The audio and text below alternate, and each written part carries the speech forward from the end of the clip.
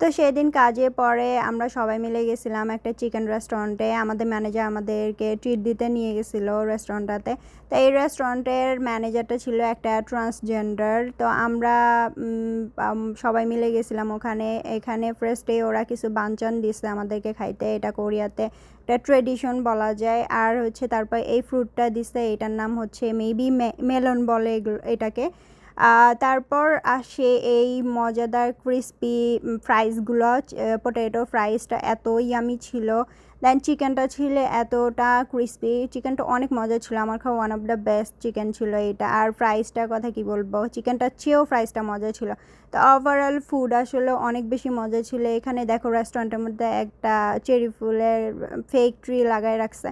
তা আমরা সবাই খাওয়া দাওয়া করে আসলে বেটের হয়ে যাই সবাই মিলে। দেন আমরা ট্যাক্সি খুঁজতেছিলাম, কারণ ট্যাক্সি পাচ্ছিলাম না, অনেক রাত হয়ে গেছিলো। তো এই আর কি।